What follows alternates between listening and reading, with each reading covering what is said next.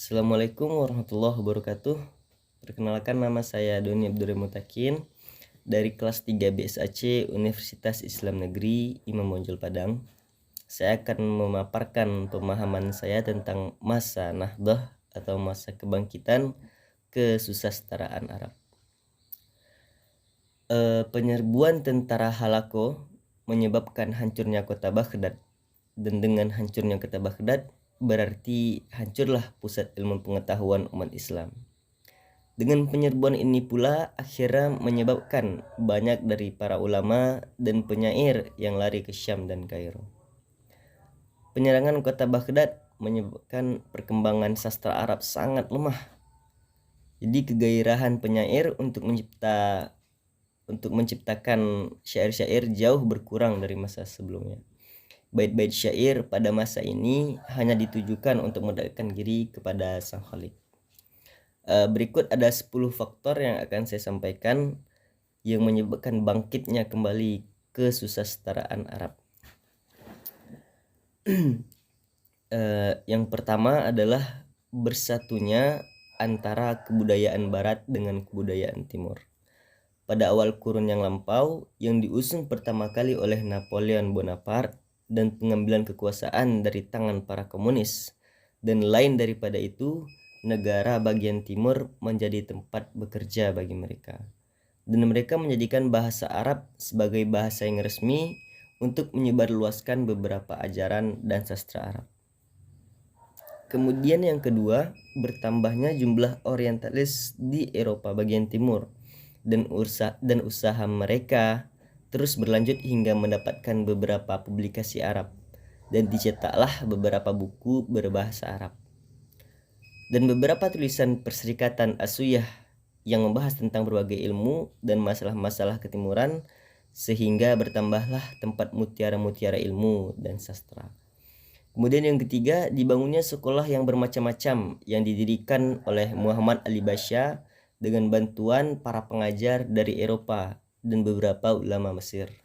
Kemudian yang keempat, adanya utusan kaderisasi ilmu pengetahuan, yaitu Muhammad Ali Basya dan Ismail Basya, kepada sejumlah kerajaan yang ada di Eropa untuk menyampaikan bermacam-macam ilmu pengetahuan, dan pengutusan tersebut berjalan selama 12 tahun.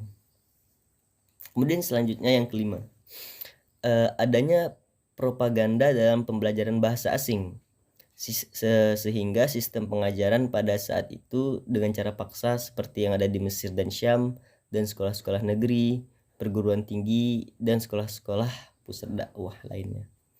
Kemudian yang keenam, didirikannya percetakan berbahasa Arab di Mesir, Syam, dan Konstantinopel. Kemudian cetaklah beberapa mushaf dan beberapa kitab dan beberapa kitab-kitab. Di antara kitab-kitab yang terpenting yang tercetak untuk menghidupkan kembali bahasa Arab dan kesusasteraannya.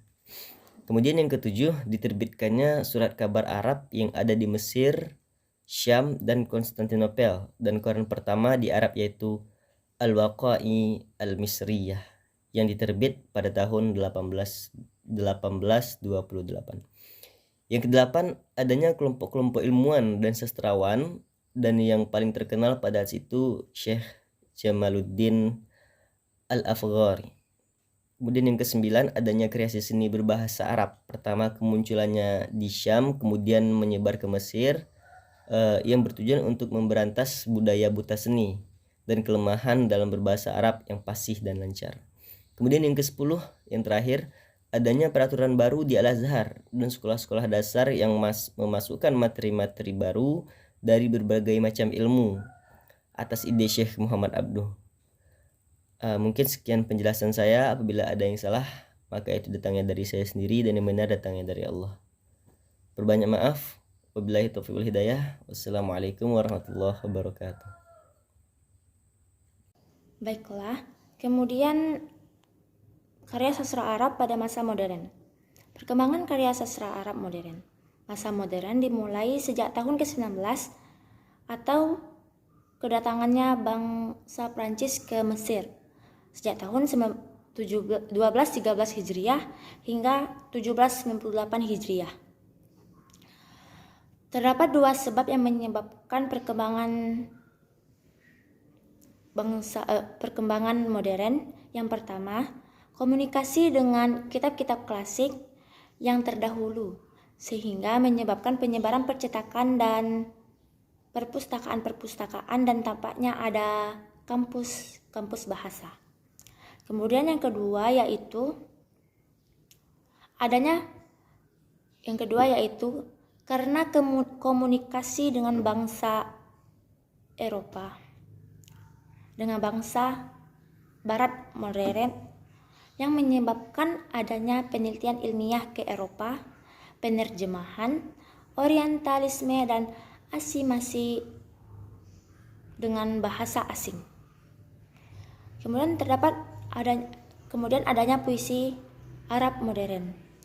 Pada bidang puisi, perkembangan karya sastra ditunjukkan dengan adanya aliran-aliran puisi.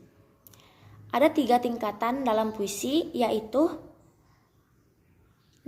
yakni aliran neoklasik, aliran romantisme, dan aliran puisi baru atau puisi bebas. Perkembangan prosa dalam kesusastraan Arab dapat dibedakan menjadi dua tahap, yaitu 1. Prosa pada tahap permulaan pembaharuan. Pada masa ini, para penulis masih mengikuti para pengarang masa sebelumnya, yaitu masa Turki. Mereka tidak saja meniru gayanya, tapi juga isinya. Mereka masih tetap memperhatikan saja atau prosa lirik, jinas atau asonasi, dan tibak atau antitesis. Kemudian yang kedua, prosa pada tahap pembaharuan.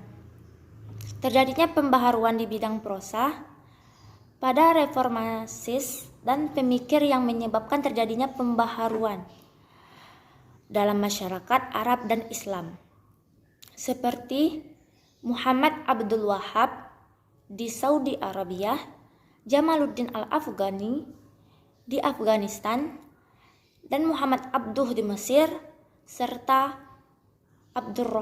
Abdurrahman Kawakibi di Syria, serta munculnya sarana-sarana kebudayaan terutama bidang penerbitan dan surat kabar.